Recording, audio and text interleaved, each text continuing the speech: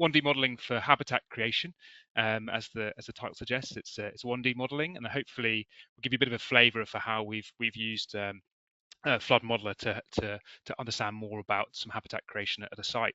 So before we move on, just who am I? As Alistair said, Paddy West. I'm senior modeler here at Binnies.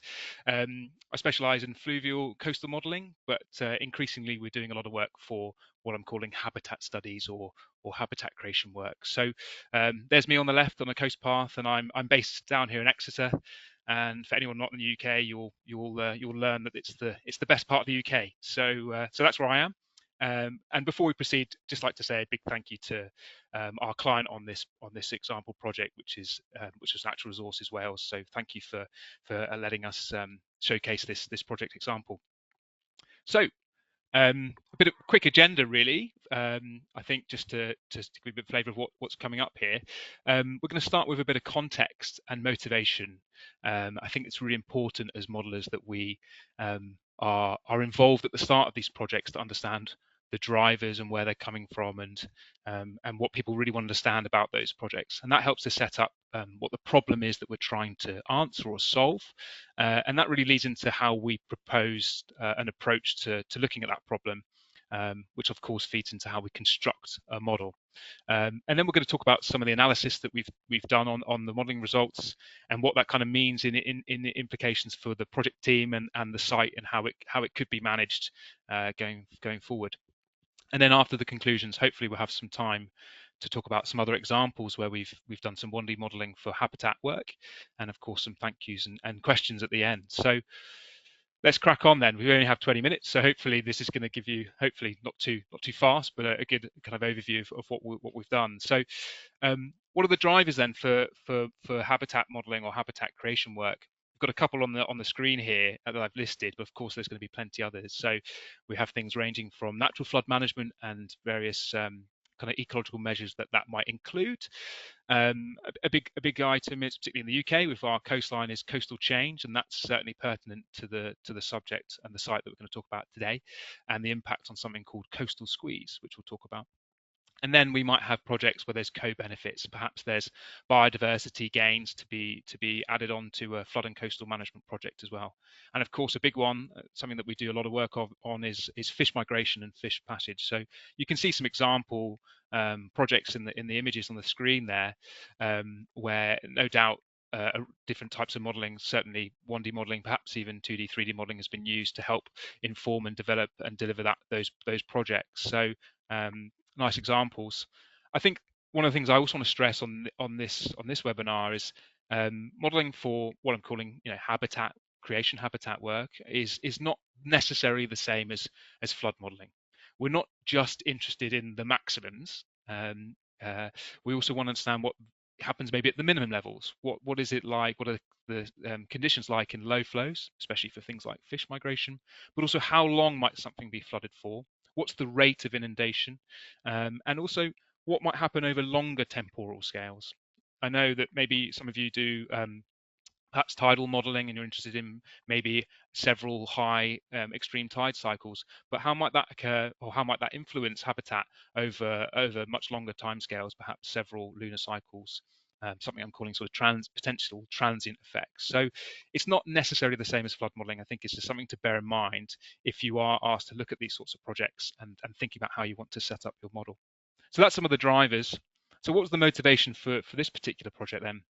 Well, the site that we're interested in has been assessed, or is being assessed, for viability to restore intertidal habitat.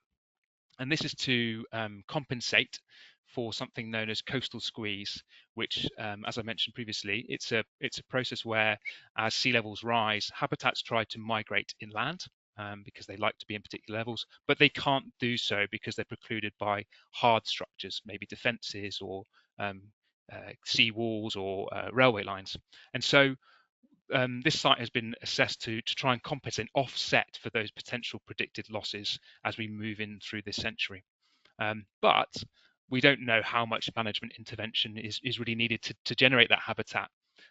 So the main kind of questions really is, in this example, which we'll talk about, is would a breach in this embankment work? And how big does that need to be to to maximize that habitat that we could recreate there. So those are the sort of questions that we have in the back of our mind when developing this model. So that kind of sets up our problem really. We've got nice images of the site, both an aerial image on the bottom left and a digital terrain model, LiDAR model on the bottom right there.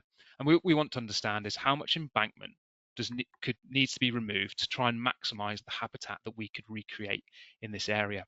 So we can see in the bottom left image there the sort of layout of the study area.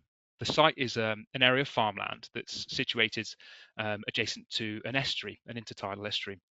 And the site is kept dry by an embankment that forms the western boundary of that site, as you can see there.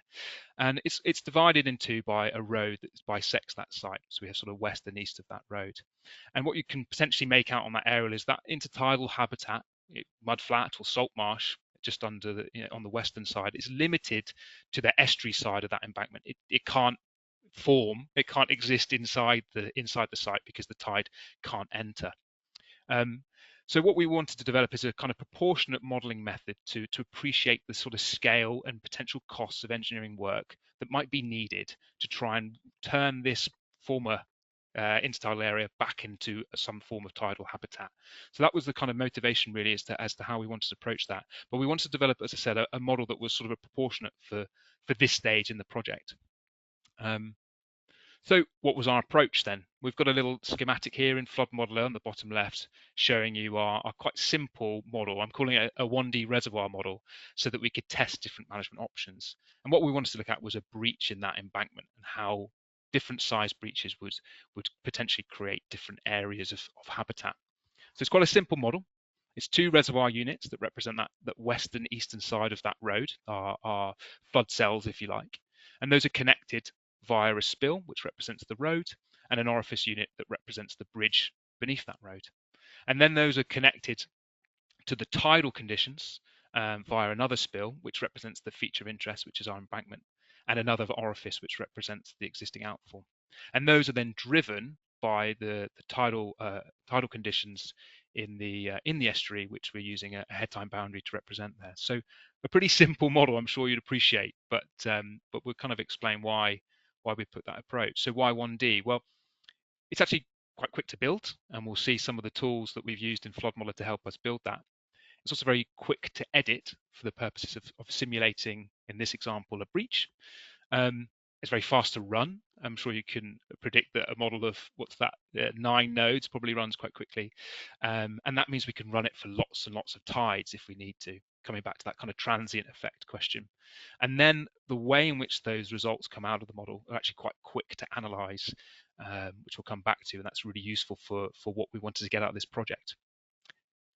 In contrast, the limitations for using 2D modeling, at least for this example, are that it's slightly more difficult to edit, at least quickly. It's longer to run, especially for many tides, and we get a lot of large results files out of this, which is quite a lot of storage space, but also we felt wasn't actually very conducive to kind of an efficient analysis of that. So on balance, we felt that 1D modeling was more appropriate. Now, that's not to say that 2D modeling isn't an appropriate tool for this sort of site, but I think that in this case, we on balance, we wanted to go for 1D. So how do we build this then? So let's talk about back to some 1D modeling tools here to construct our models. So first of all, we started to represent our inundation area, what the site using some reservoir units. So the dry side, if you like, is represented as 2 reservoirs, west and east. And to define those, we want to represent them as reservoirs, and that is effectively a kind of storage capacity of that area. That's defined as a height area relationship. So you can see we started that by creating 2 polygons that represent the approximate areas of those cells, if you like. And then we can analyze the storage capacity of the underlying ground model using some inbuilt tools in Flood Modeler. So the tool we use for this is the reservoir generator tool. You can see it in blue on the right hand side of your screen there, and that analyzes the digital terrain model within the area of the defined polygon that you tell it. So you can give you the capacity for storage within that shaded outline in green, for example, for the western side. So quite simple inputs for this. You define your area that you're interested in and your underlying ground model. In this case, it's a LiDAR DTM. And there's some parameters to set some ranges and a bit more detail. But the product of that is effectively a height area relationship for that flood cell. And then you repeat that for the other side, for the eastern side, so we can have two storage capacities. You can see obviously the western side has got a much larger area, which is probably predictable. So that defines our flood cells for the site. But then we need to connect those two storage spaces, those flood cells, together. So to do that, we've used some spill units and some simple structures to allow the water to flow between those two cells. So we're calling these kind of break lines effectively to connect those reservoirs to represent that road that is dividing those two parts of the site together. But before we do that modeling, we have to remember that in 1D modeling, we have to define those available flow routes. It doesn't know where the model doesn't know where those flow routes are unless we tell the model what those available flow paths might be. So something to just sort of remember when defining these sorts of or developing these sorts of models. So similarly, a bit like the reservoir tool, we're going to use another inbuilt tool in Flood Modeler to define those breakline features. So first off, we start with defining our polylines along our features. So you can see on the screen the two black dotted lines representing the embankment on the west and the road on the east. And then we're going to use the underlying DTM to analyze the levels to create a profile for that feature. So again, in Flood Modelers in 1D Toolbox here, conveniently next to the reservoir generator tool, you can see just underlined there is the spill generator tool that we ran to create our profiles. So the input would be those polylines and the DTM, and then it will then effectively search along that line and define that controlling path, if you like, for flows to be able to connect between our different reservoirs. So you can see within the tool, it actually shows you your profiles as you're doing the analysis, and then it saves those as IED files, which you can then import into your DAT file into your model. So as you can see, there's a necessity to do a bit of sense checking afterwards. You can see the blue line, which represents the tide embankment. There's a big spike down to kind of 2 meters OD, and that's actually where the LiDAR has filtered out that the existing outfall. So we had to go in and just repair that and bring that level up to the level of the crest so that we didn't have a hole already in our bank. Okay, so that was how we connected those break lines together. We needed to bring that all together into our model schematization. So we have some orifice units that were estimated in terms of the dimensions of which were estimated to represent a bridge and an outfall. And then those were connected to a head time boundary, as I said previously, to allow that model to be driven. Now, we're interested in habitats, and which are very well, the tidal conditions that are indicative of those habitats are quite different from the usual flood conditions. So the table here just sort of gives you some indicative habitats that you would expect to see for different types of astronomic tides. So we ran this model for a range of those astronomic tides. But also we want to simulate that for various breaches. So the example on the graph here shows how that spill unit that represents that embankment was edited to simulate a potential breach in that structure. But also we're clearly, because of the driver for coastal squeeze, we want to understand how that might change due to climate change. So we have also various epochs that we wanted to simulate. So in all, we have a range of tidal conditions, different breach scenarios and epochs. And when you add that together, I think we ended up with about 225 runs. So hopefully you can see why a sort of 1D modeling approach seems a bit more suitable now that we have such a large number of simulations to run. So what does that look like then in practice? In terms of the results, well, how do we get those results from our 1D model and convert those into something that is meaningful and that we can communicate back to the project team and the client? Well, first of all, we exported those flood model results to CSV using a batch file.